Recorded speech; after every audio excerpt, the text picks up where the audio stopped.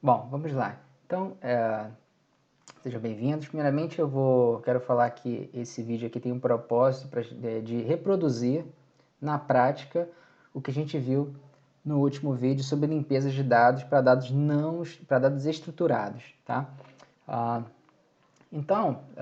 Nosso objetivo aqui é trabalhar com Python e Pandas, tá? Eu sei que existem outras ferramentas úteis, tá? Mas no momento aqui queremos mais flexibilidade e mais liberdade para trabalhar com os dados e manipulá-los, tá? Então, vou trabalhar aqui com duas bibliotecas. Uma é a biblioteca numérica NumPy, que a gente vai usar apenas para codificar os valores nulos, tá? E a Pandas, que é uma biblioteca para análise de dados e manipulação de dados, muito útil, tá? Então, a primeira coisa que a gente faz é importar nossas bibliotecas, tá? Caso ela não funcione na instalação, a gente pode fazer uma instalação por aqui, tá? pip3 install pandas, por exemplo, ou NumPy, e ele faz a instalação para você. Precisa, atenção que precisa, no Jupyter, precisa colocar este sinal aqui antes do instalador, tá? pip3 é o instalador do Python, tá? Bom, rodando a biblioteca, eu resolvi aqui criar um conjunto de dados artificiais que serviu também para as apresentações, para a apresentação anterior, tá? Que são os dados artificiais que estamos trabalhando, né? Então, damos carga aqui, né? E aqui a gente faz uma conversão, né, por o que é chamado de data frame, que é uma representação do Pandas de tabela, tá? A vantagem é quando você passa os seus dados, tá, para um data frame, é que você agora é capaz de fazer filtragens dos dados de maneira mais fácil, renomear rótulos dos dados de forma mais fácil, substituir valores, remover linhas, colunas, fazer junções entre tabelas, entre data frames de maneira mais fácil, tá? Então isso facilita muito, tá? Então aqui, rodando aqui nossos dados, tá?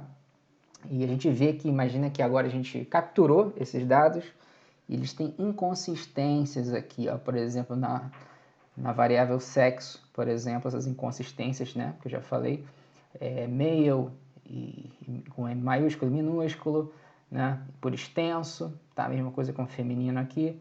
Temos aqui business com B maiúsculo e B minúsculo, né? Temos um campo inválido aqui, temos aqui um erro, um campo também que é inválido em termos de semântica, tá? Temos atributos vazios, né? E alguns aqui também que não são none, né? Bom, e aí aqui naquela etapa de filtragem, tá? O que a gente vai fazer? A gente vai chamar o comando, usar o comando chamado drop, tá? Então a gente vai usar dataframe, que é o nome da minha variável, ponto drop, tá?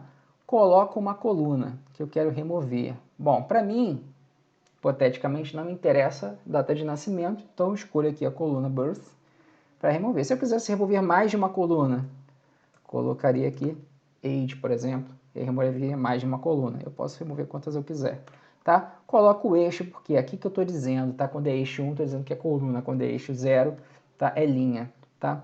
E tem aqui o in place true, significa que eu quero remover e já deixar guardado nessa mesma tabela, tá?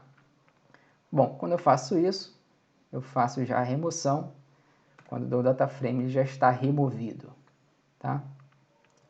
Bom, entretanto, existem inconsistências ainda. Eu já tirei o birth, mas existem inconsistências. O que eu faço para detectar essas inconsistências? Eu vou verificar, fazer uma busca por valores únicos, tá? Em cada variável, tá? No caso aqui trata-se de um dataset pequeno, né? Então já sabemos aqui quais são as inconsistências.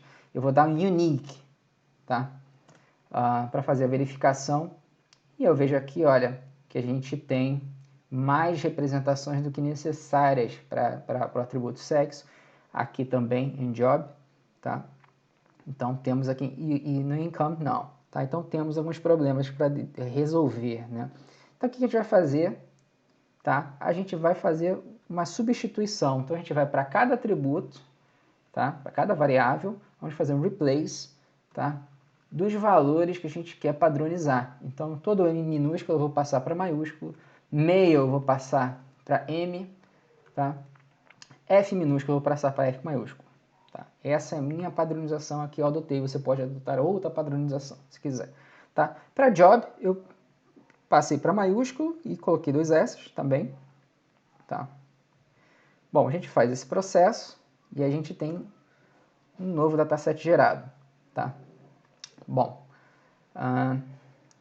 só que aí ele tem alguns problemas ainda, alguns problemas semânticos, porque a gente tem idade, alguém com 1000 anos, isso não existe, né? E além disso, nesse exemplo, nós não temos mais informações, tá? Então o que a gente tem que fazer nesse caso seria remover esse exemplo, porque ele não nos é útil, não são úteis. Tá? Então a gente vai lá, remove, tá? E aí temos um outro caso, que é esse caso aqui do #4, tá? Que esse exemplo número 8 ele tem informações úteis e esse valor aqui não é interessante. Então a gente vai substituir ele por none, tá? É o nulo, tá? Então a gente usa numpy np.none, está substituindo por um valor nulo, tá? Mais uma vez in place, tá?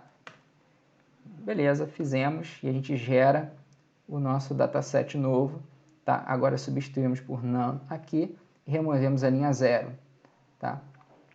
Entretanto, ainda temos os problemas que agora são os nones. O que a gente faz com os nones? A gente tem 2 opções, a gente pode deixar assim, tá? No caso, se o conjunto de dados for muito grande e for esparso, tiver muitos nones, você começa a preencher com valores, você pode aumentar muito o espaço necessário utilizado, né? Caso não, você pode fazer uma substituição e queira plotar isso graficamente, tá? Então, eu resolvi aqui substituir por não informado no job e pela letra A de ausente do sexo, tá? E aí temos uma nova substituição aqui, não informado, tá? E ausente, tá? Além disso, tá? Pode ocorrer de que no seu caso, por exemplo, vamos jogar esses dados para um modelo preditivo, então não queremos duplicatas, tá? Então a gente pode retirar essas duplicatas, tá? Então a gente executa este comando, que significa o seguinte, tá? Quando eu faço aqui dentro duplicated, tá? Significa que ele está me procurando quais são as linhas que são duplicadas, tá? E quando eu faço, ele vai me retornar um vetor de booleano, tá? Uma máscara, tá? Apontando para os índices que são duplicados e que não são duplicados, como verdadeiro ou falso. E aí eu faço uma seleção novamente aqui com o meu dataset, tá? E aqui, por exemplo, eu sei quais são os duplicados, tá? E aqui eu faço a remoção, ou seja, eu quero pegar todos que não são duplicados, eu vou colocar no meu data frame, tá? E agora aqui eu não tenho mais duplicatas, tá? Por fim, tá? Eu vou fazer um filtro, tá? No caso, o que é esse filtro?